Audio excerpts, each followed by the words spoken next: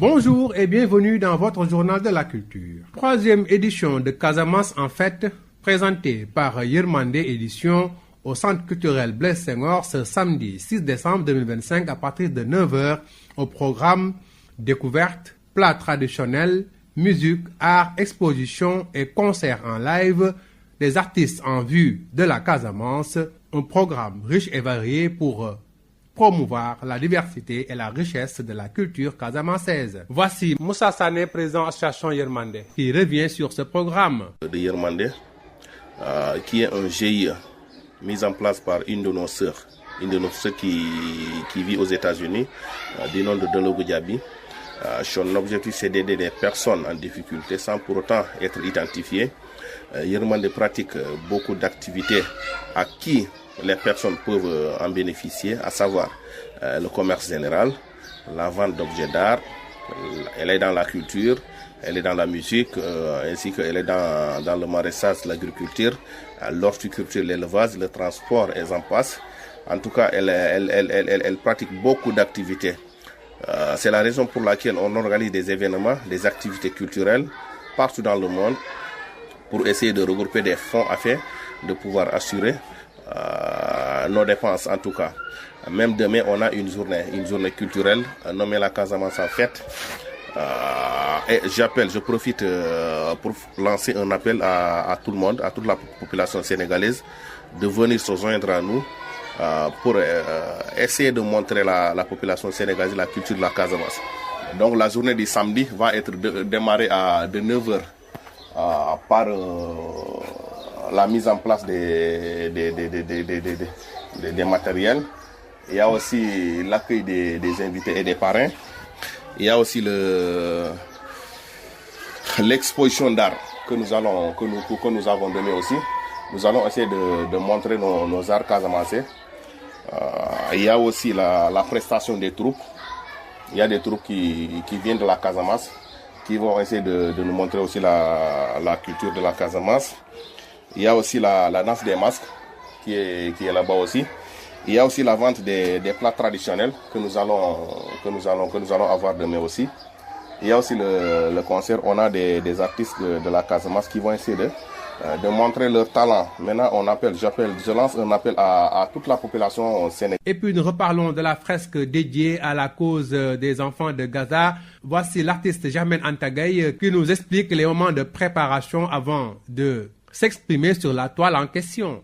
Ce qu'il faut faire quand on est dans un endroit, il faut d'abord s'imprégner du lieu pour que ce que l'on fait traduise l'esprit du lieu. Bon, il y a déjà vous qui êtes là pour relayer ce que nous faisons, mais il y a des artistes différents avec des itinéraires différents qui sont là, mais il y a également ce lieu. Bon, je ne veux pas parler du lieu aussi parce que ça ferait beaucoup de digression. Donc ce que je fais, je me promène dans le lieu, je l'ai vu évoluer. Et maintenant, rapport à ce lieu, je suis en train de voir ce que je vais faire. Oui, je vous ai vu couper des arbres, prendre des verres. Récupération du verre. Parce que le verre, c'est mon support d'expression privilégié. Parce que le verre, il reflète des choses. Ça veut dire qu'il raconte des histoires. Voilà. Il permet de fixer un instant. Quand vous vous mirez dans le verre, vous fixez un instant. Vous passez, quelque chose s'ajoute à l'histoire. Le soleil décline, la lumière change. Donc la lecture est toujours différente. Si le verre pourrait parler, il parlerait du monde et de tout ce qui se passait. Il parlerait de toute l'histoire de ce lieu. Donc nous, on va fixer un instant fugace. Mais aussi, je prends des plantes parce qu'il y a ici, on voit bien que Blaise Senghor était sur un site où il y avait un écosystème intéressant. Regardez, il y a tout. Il y a des plantes sauvages, il y a des plantes qui soignent, comme le soigne-tout, comme le douté gambi, et qui poussent spontanément. Il y a aussi ce qu'on appelle kram-kram, mais c'est le kharam, qu'on trouve plutôt dans les champs. Et il y a également les papillons, il y a toutes ces choses. Alors, à un moment, quand on pense à ceux de Gaza qui n'ont pas d'eau, quand on pense à la terre qui est aride, on les voit. Et quand on voit également que avec l'eau, la vie ressurgit, on voit des papillons et tout. Et ça symbolise l'espoir. Donc je cueille des plantes pour me mettre dans l'ambiance. Et je crois qu'il y aura quelque chose de végétal comme pour dire que parfois il y a la sécheresse, mais qu'après la sécheresse, il y a la pluie. Et puis après, donc, la vie reprend ses droits. Et c'est comme ça que la vie reprendra ses droits. Parce que la vie est tenace. Vous voyez des graines qui sont enfuies dans le sol. À la moindre ondée. Vous avez vu, je ne sais plus, dans un désert dans le monde, il suffit qu'il y ait une pluie pour qu'il y ait un tapis herbacé incroyable. C'est la fin de votre journal de la culture. Merci de l'avoir suivi. dal leen ak jàmm gi seen xibaaru mbatit dañu koy doore ak wax ci ñetteelu édition Casamance en fête bi nga xam ne ñu ngi koy war a amal ci jàppandalu këru production bi lee di Yërmande juróom-benni fan ci décembre bi ñu nekk fii ci centre culturel Blaise Senghor bu Ndakaaru. Casamance en fête nag di programme boo xam ne bu am solo la dafay boole wàllum fecc way togg découverte exposition yére ak it ay concert yu am solo jàpp jëm ci wàllu musique casamançaise. li lépp nag li ko tax a jóg mooy daal fésal ak dundal mbatit ak mbooru Casamance fii ci Ndakaaru nañ ci ànd ak Madem Diop ñu koy woowee Damel nekk ki yore lépp jëm ci wàllu jokkoo ci biir association Yërmande. La Casamance en fête 3e édition donc y aura tant de surprises waaw dina bëri ay surprises trop sax waaw yaakaar naa ne ku ko raté di nga raté loo xam ne waaw di nga raté loo xam ne moom dootoo ko mën a dabaat donc si programme bi d'une manière générale dañu am la danse des masques, prestation des artistes, animation culturelle, exposition, vente plat traditionnel. Wow. Surtout par rapport à plat traditionnel, c'est très important.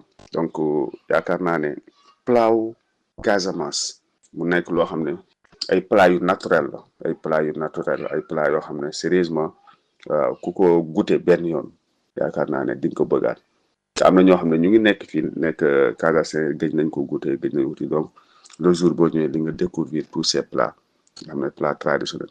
Deuxième chose Ekumpo bi dina fa am di nga découvrir la danse des masques Ekumpo ale Casa nañ fa def seeni prestation le troupe de Thionkesil, de Tendouko, d'Oussi. Donc, tout ce qui est culture, di aada, di cosaan dinañ ko fa wone d'une manière générale. C'est un programme très chargé. Donc, bu ñu demee ba guddi gi les artistes casamançais, un concert live, artistes casamançais yéeg. Donc, tous les artistes casamançais yi nga xam ne ñëpp xam nañ leen waaw bëgg ma citer tour di bàyyi kenn ñëpp xam nañ leen ñu nekk au top ñoom ñëpp dinañ ñëw.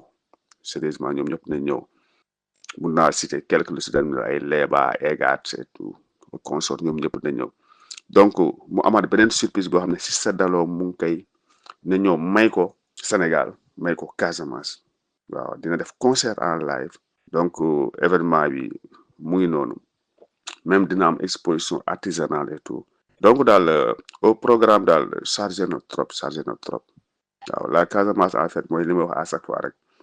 C'est un événement boo xam ne dafa bokk ci événement yu gën a mag Sénégal bu ma koy wax moom mooy heure liñ fay def tout lépp luñ fay def lépp ci culture ak aada ak cosaan la. Deuxième chose lekk bi ñu fay lekk naan bi ñu fay naan lépp dafa delluwaat ci culture aada ak cosaan. jóge ci loolu dellusiwaat ci fresque bi ñu doon amal fan yee weesu fële ca centre culturel Blaise Senghor ngir jagleel ko li nga xam ne mooy cause enfants palestiniens yi ki nga xam ne nag moo di Germaine Anta Gueye di artiste di dellusi ak ñun ci nan lay defee moom aaram ak nan lay def bu ñëwee ci benn bërëb war a bokk ci ñu war a exprimer ci toile bi lan la ciy wut ak nu mu koy defee nañ ko déglu. bu fekkee ne mën naa ñëw fii. pour am lu ma jàllale. pour am itam lu ma wone lu ma firndilee li ne ci sama xol. ak li ne ci sama yéene mais dama koy def. gis nañ la yaa ngi jël ci lieu bi di inspiré wu di jéem a entrer en contact ak les génies de Blaise Senghor yaa ngi jël ay verre fii alors démarche boobu la exactement. démarche boobu nag mooy résilience bi nga wax. démarche boobu mooy bul bàyyi mukk lu mu dëgër bul bàyyi del di xëcc rek. te itam loolu bokk naag man li may liggéey parce que man damay liggéey ci verre. su ma liggéeyee ci verre comme je dis verre bi histoire la itam loolu beneen histoire la histoire boo xamee ne ku ko xool mën a am loo ci jàng mais itam yi may for ni day wone ni waa Gaza di def for nañu lu raw li may for fortaatu nañu lu raw li ma fortaatu ba noppi dinañ ci am luñ ci def lu leen amal njëriñ loolu moo la woon ne nekkuñu ci jamono joo xamante ne yàq su fekkente ne itam mës naa xew. xamal ne yàq moom xewi na.